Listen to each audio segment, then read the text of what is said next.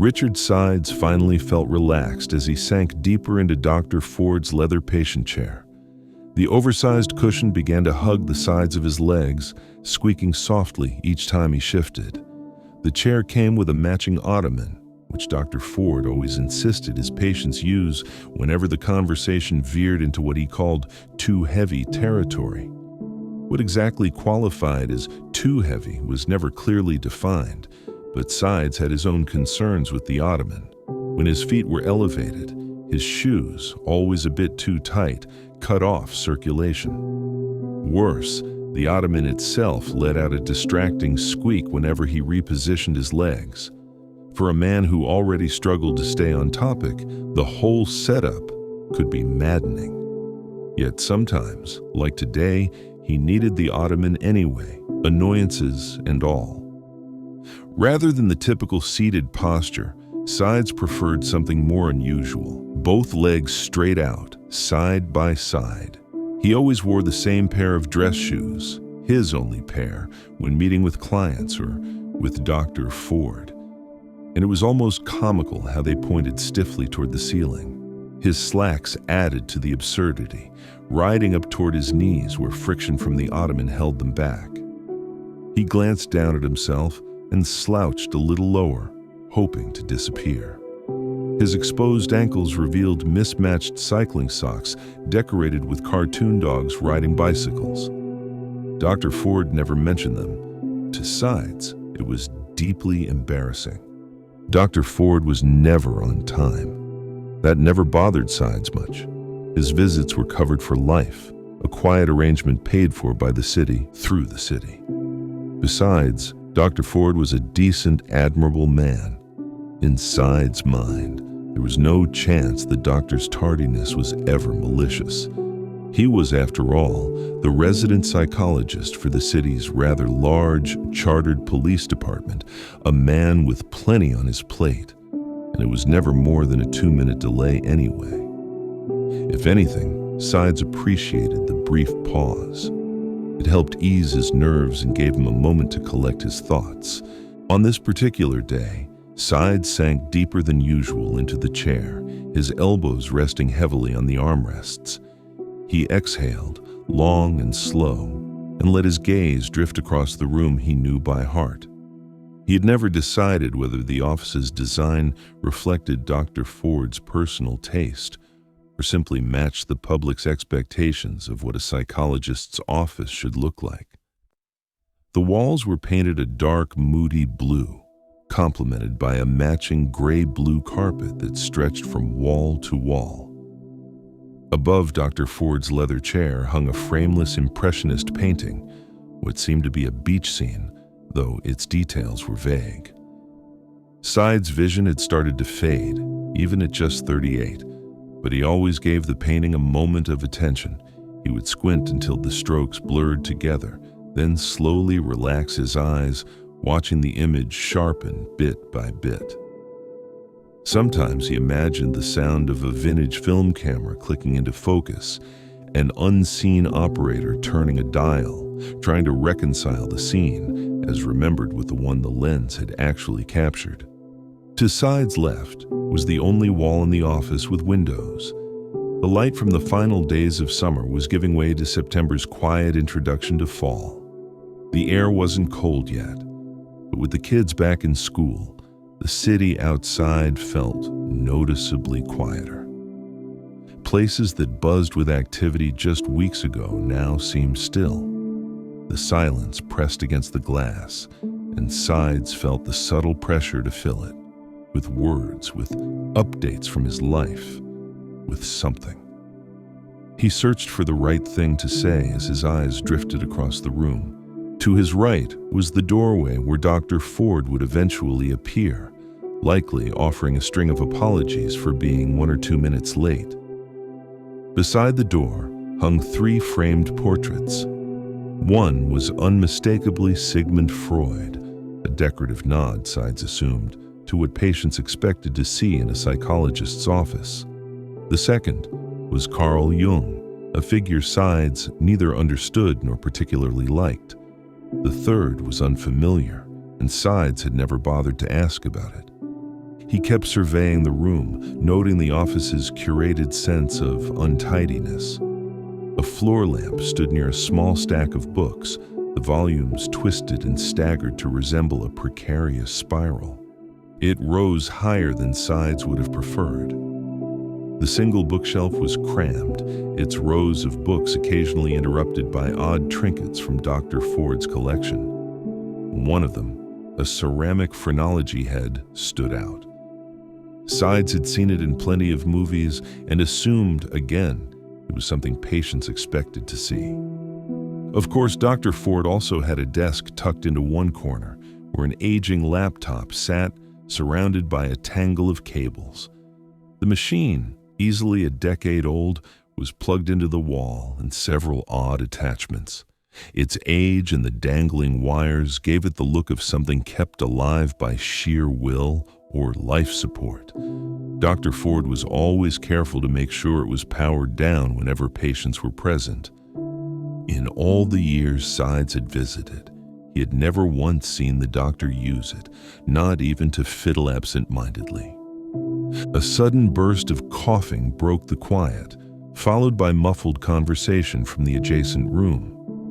Sides immediately recognized Dr. Ford's voice, likely exchanging words with one of the other professionals who shared the converted home the partners called an office building. Several therapists worked there, but Sides had never met any of them. Dr. Ford never mentioned them by name, nor did he ever speak about them in passing. Their names were listed on the signage out front, but Sides had never bothered to look them up or even learn what they specialized in. He sat upright when the door handle gave a squeal, a clear sign that Dr. Ford was just on the other side. A second later, the door opened. Dr. Ford stepped in, offered a warm smile, then turned to gently close the door behind him. "Okay," Dr. Ford said in his usual drawn-out way. "How are we doing today?" He always began sessions with that line, always entering after Sides had already settled in.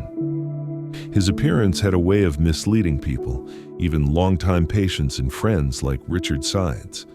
Though nearly 70, Dr. Ford looked at least 20 years younger.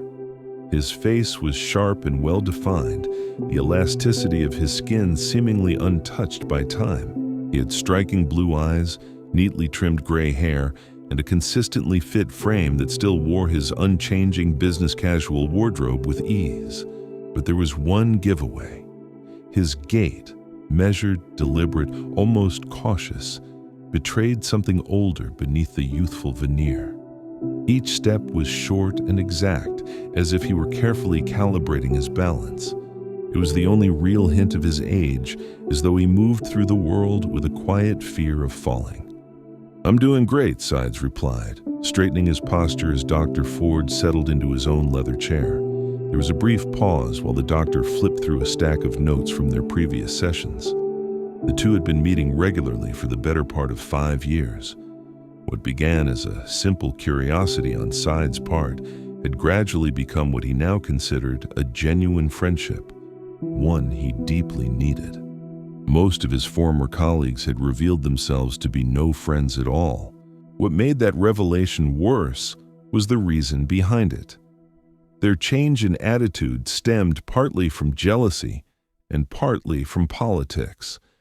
The jealousy came from Sides' early retirement, approved for medical reasons, which entitled him to 2/3 of his salary for the rest of his life, regardless of any future income. The political side was more insidious. In a national climate thick with judgment, some accused those who left the force under such circumstances of simply taking the easy way out. For Sides, there had been nothing easy about it. He held the rare distinction of breaking every physical record in the academy, only to vanish from the program 3 weeks before graduation. Technically, he was never expelled. His performance had drawn the attention of powerful figures within the department, and he was quietly offered a spot in an undercover narcotics unit. To make the cover convincing, Sides was transferred to an adjacent city to complete the academy, returning later with official-looking identification and a fabricated backstory designed to deceive. By departmental policy, undercover officers were typically cycled out around the 2-year mark. Standard procedure called for them to transition into units that processed informant intel, built cases, and conducted the end-of-month roundups. That's where Sides found himself next. While working on the roundup crew, he applied to join the department's Special Weapons and Tactics team. On paper, it seemed like a natural move, given his physical prowess and operational background. But internally, there was resistance. The department had long branded itself as a professional law enforcement agency, but over time, it had drifted toward a gun culture. Leadership across various divisions often included rogue personalities and former military members. Sides, with no military experience, was seen as an outsider. Ironically, the official explanation for why he didn't advance was that he lacked the one thing most rookies had in abundance: patrol experience. Through informal channels, it was delicately communicated to Sides that another year on the roundup team would qualify him to reapply for SWAT. A few upcoming retirements meant the department would soon need replacements, and Sides' name was already on the short list. But that opportunity would never come to pass because the world got sick. He remembered it clearly, rounding up a crew of dealers on the north side of town when the first reports came through. A virus was spreading across the globe, unstoppable and indiscriminate. Within 2 months, the streets were empty. The world had ground to a halt. Still, Sides was expected to report in daily. He remembered driving through those desolate streets, half joking to himself about whether the dealers were self-isolating too. Then, everything unraveled. The pandemic pushed the department past its limits. With staffing shortages mounting, Sides' team was broken apart and reassigned to general patrol. It felt like some kind of hellish divine intervention. As civil unrest grew in tandem with the health crisis, it seemed everyone was wondering how much pressure the system could take before something cracked. That crack finally came one evening when Sides heard the distress call over the radio. At the time, the legality of spontaneous public demonstrations existed in a murky gray area. There were no federal restrictions, but the state had imposed sweeping limits on gatherings. The cause of this particular demonstration remained unclear. These flash protests had become frequent and unpredictable. Still, Sides responded to the call about a disturbance across from the local medical college. By the time he arrived, somewhere between 15 and 20 agitators had formed a blockade. 2 medical professionals were injured during the confrontation, and first responders were prevented from reaching them. When the first officer stepped in, a scuffle broke out between them and the crowd. Sides and several other officers arrived just as the situation seemed to be calming down. The injured medical professionals had finally been carried off by EMTs, and 2 suspects were already cuffed and sitting in the back of separate police cruisers. For a moment, it felt like the worst was over. Sides exhaled, relieved, but the crowd remained agitated. The sight of more officers only escalated the energy. Onlookers began to gather, drawn by the flashing lights and rising tension, swelling the crowd into something more volatile. Normally, the suspects would be taken away, and the crowd would be left to disperse on its own. This time, however, the caretakers of the medical college insisted on a full dispersal, fearing the growing mob might turn violent or start vandalizing campus property. Following protocol, Sides joined a wide formation with the other officers, attempting to corral the crowd. The goal was to create a single narrow opening. Typically, the less confrontational members of a crowd would drift through that opening first. As numbers dwindled, others would lose their nerve and follow. Anyone left would be physically removed or arrested. But that's not what happened. Instead, the unmistakable roar of an accelerating engine cut through the tension, too loud, too sudden. The vehicle was being pushed far beyond its mechanical limits. Sides and the others barely had time to turn before the sharp crack of gunfire erupted through the air. A car sped past, two figures leaning out of the passenger side, firing handguns wildly into the crowd. They were moving too fast to aim, just firing blindly into the chaos. Sides was one of those struck in the hail of bullets. The moment the gunfire erupted, he instinctively raised his left hand in a blocking motion while his right reached for his holstered weapon. The first bullet tore through his left palm, passing cleanly between two metacarpals before exiting the other side. He didn't feel pain, just the blunt force of the impact. A second shot grazed his right shoulder. He caught a glimpse of the muzzle flash and the speeding car just before his vision blurred. His own right hand was now in front of his face, empty. His pistol was gone. Before the pain could register, he reached down toward his holster again and found it empty. His weapon lay on the pavement below. As he bent to retrieve it, a blinding wave of pain surged from his left hand, dropping him to the sidewalk. It was that same sharp pain that would come back to haunt him, resurfacing every winter like clockwork, made worse by the cold. And as for justice, Sides never felt he got any. The car had been going far too fast. When the driver tried to make a sharp right turn, he lost control. Overcorrecting, he slammed into a parked car, and the vehicle flipped violently, rolling several times before coming to rest on the sidewalk. Inside the tumbling car, one of the shooters fired his weapon in a negligent discharge, fatally striking the gunman in the passenger seat before accidentally shooting himself. The driver was thrown from the vehicle through the front windshield. Witnesses said he was still gasping for air as he lay on the concrete, but he died before the ambulance arrived. Dr. Ford was well aware of the incident and of the profound impact it had on Sides' life. For one, he never regained more than partial control of his left hand. It was a miracle he hadn't lost it entirely. What function remained was minimal at best. To strangers, the hand always appeared in a resting position, limp and motionless. Beyond slight nudges or pushing objects along a flat surface, it was effectively useless. Typing, texting, gripping, completely out of the question. That alone disqualified Sides from ever joining the Special Weapons and Tactics team. He couldn't control, let alone fire, a rifle. Even desk work was out of reach. Most positions required computer use, which was impossible with his injury. The only role still open to him was participation in the department's youth outreach program, giving speeches and mentorship talks. But Sides lacked the temperament and the desire for that kind of work. Instead, he was placed on indefinite leave and strongly encouraged to continue his sessions with Dr. Ford. With an abundance of unstructured time, Sides turned to an old friend in search of extra work. Brian Eckhart had known Sides for over 20 years.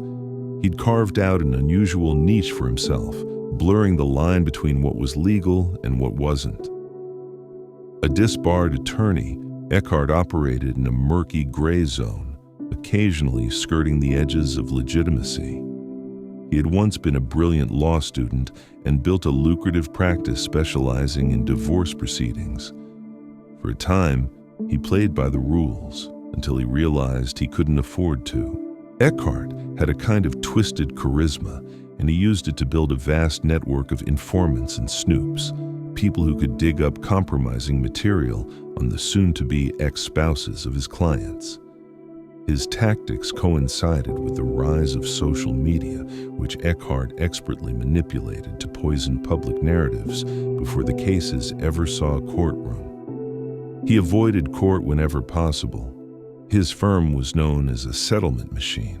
The local paper mocked him more than once, first calling his practice a cesspool of backdoor dealings, and later citing an anonymous source who dubbed him the courtroom coward of the county.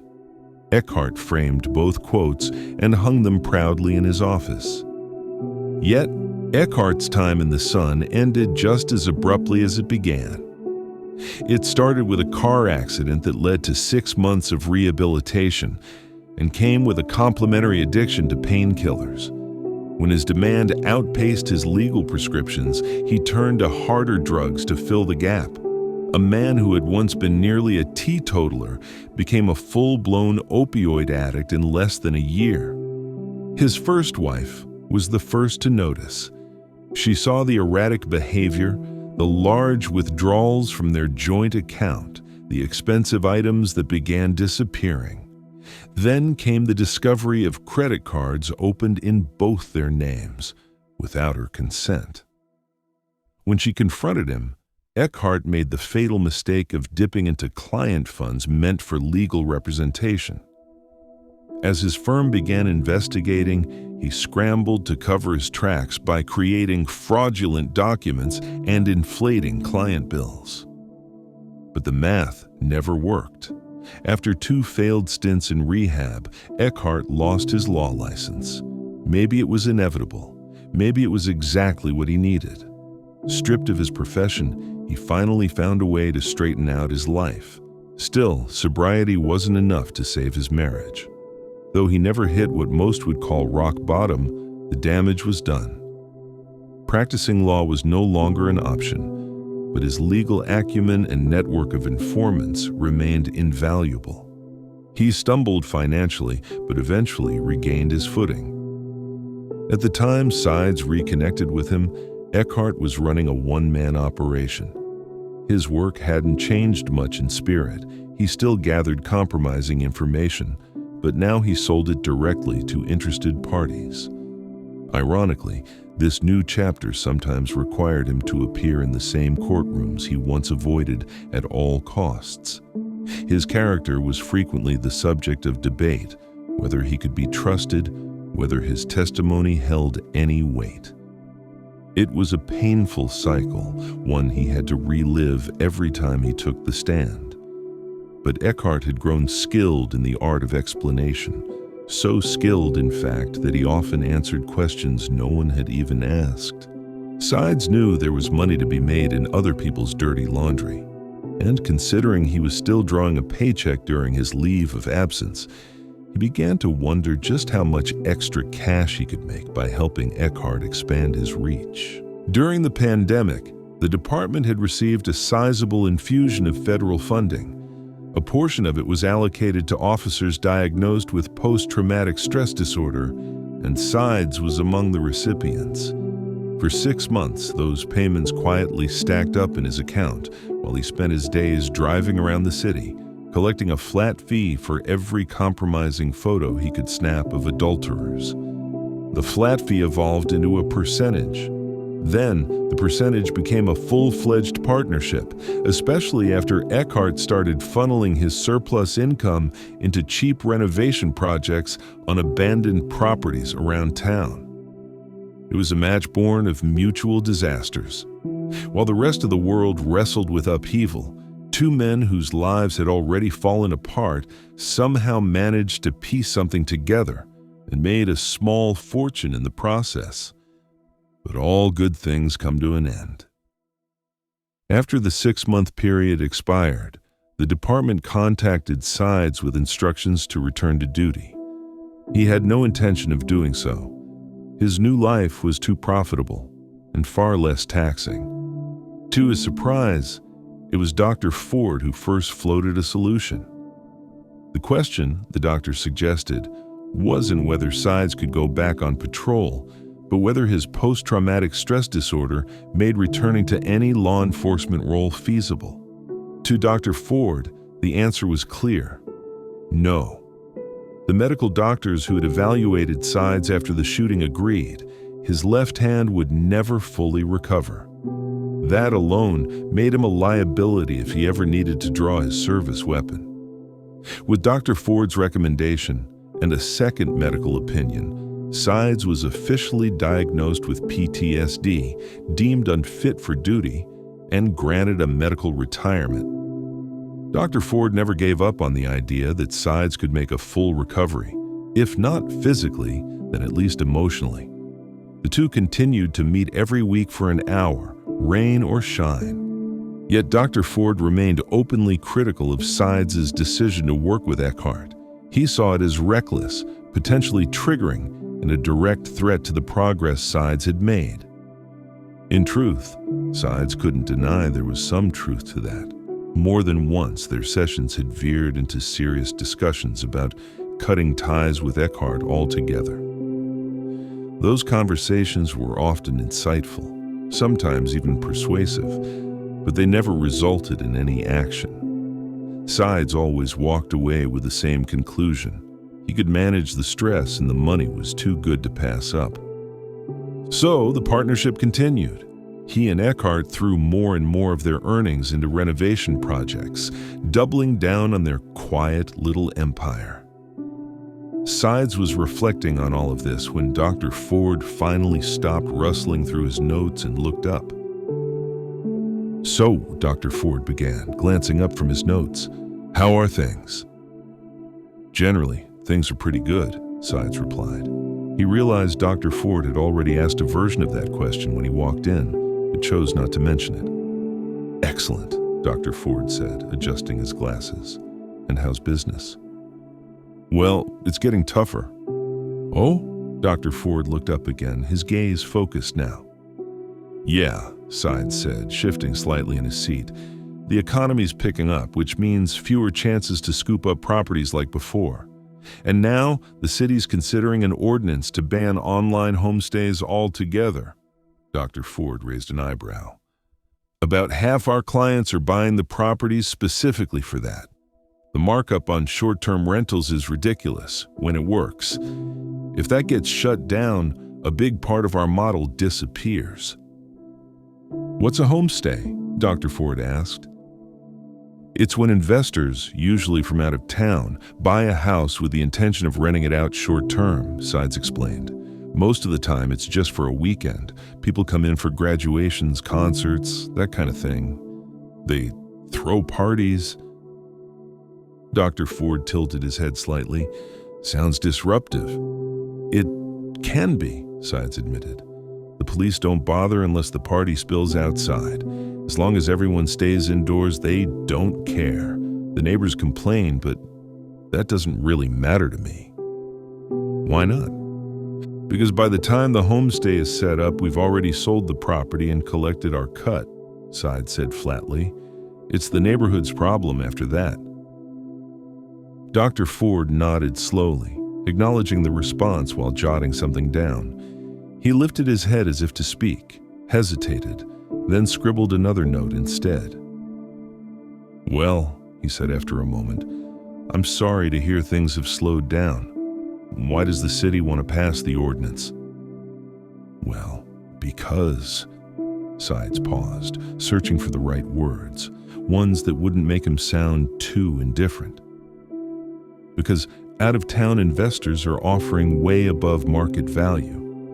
When that keeps happening over a few years, the whole market jumps. Fast. Suddenly, local first-time buyers can't even get a foot in the door." "I see," Dr. Ford said, continuing to jot down notes. "Very interesting. So what does that mean for you exactly?" "Well, it means Brian and I have to be a lot more selective about where we look for properties," Sides replied.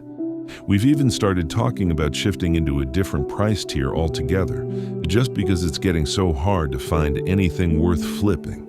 He paused for a moment, then added, "Of course, the cheapest renovations are always going to be in the higher crime areas, and it's tough, really tough, to convince investors, or anyone for that matter, to buy in a neighborhood they think is dangerous." Dr. Ford nodded but said nothing. He studied Sides for a moment, carefully weighing how to respond. The trust between them was unusually strong, but Ford also knew the risks of expressing doubt about someone's livelihood, especially when that livelihood walked a morally gray line. Unsolicited feedback, no matter how well-intentioned, often felt like judgment. And most people, even those in therapy, recoiled at anything that resembled reproach. "This means you won't be quitting the snooping beat anytime soon," Dr. Ford said at last, only realizing how harsh it sounded once the words were out. Sides gave a dry smile and leaned back in his chair. "Well, Doc, unfortunately not. There was a time we were pulling in 3 or 4 cases a month that cleared 20 grand each. Now we're lucky to land one that makes 5. "I see," Dr. Ford said, making a few deliberate strokes in his notebook. "It's just unavoidable at this point." "What's unavoidable, Richard?" Sides let out a slow breath. "It's unavoidable because we weren't careful enough with our cash when we had more than enough to go around. The only excuse I can offer is, we didn't know any better. We were learning." He emphasized the last word, then fell silent, his hands hovering in the air as he thought back on the missteps he and Eckhart had made in the early days. After a beat, he continued, "We overpaid on a lot of projects, did repairs we didn't need, stuff that never added real value. But we didn't think much of it at the time. We were just happy to be turning a profit. All the earnings from the divorce cases, we were rolling it straight into the properties." He shook his head. "Didn't realize how much we were bleeding on unnecessary nonsense until it was too late. That's the thing with some contractors. If you're not watching them like a hawk, they'll rob you blind." "I see," Dr. Ford said thoughtfully. "Does that mean you feel resentful about how much money was wasted on the renovations?" "I wouldn't say resentful," Sides replied. "I'm going to be all right. I just hate being taken advantage of. When you're effectively working 70 hours a week, you want to be paid for every minute of every hour." "I understand." From there, their conversation drifted into familiar territory, a meandering exchange where Dr. Ford offered careful suggestions and Sides responded with polite interest or swift deflection. Dr. Ford recognized the pattern all too well. It was a conversational dance that felt natural between them, but rarely moved the therapy forward. Once they slipped into this rhythm, it was almost impossible to get things back on track. Over the years, Dr. Ford had learned to spot the warning signs, the beginning of what he half-jokingly referred to as the death spiral of unproductive sessions. Sometimes it required a sharp pivot to break the cycle. Other times, if he waited too long, a window for real self-reflection might open. But Sides rarely saw those openings for what they were. He had a knack for sidestepping insight, often without realizing it. Still, Dr. Ford never considered stopping their sessions. Even if Sides' progress had plateaued, even if he remained unwilling to sever ties with Eckhart or pull away from a business that was clearly draining him, Ford remained committed. He understood that Sides wasn't looking for permission or disapproval. He had made his choice. He would press forward with or without the blessing of his therapist. All Dr. Ford could do was stay present, patiently serving as both counselor and, in the quietest and most enduring sense, a friend.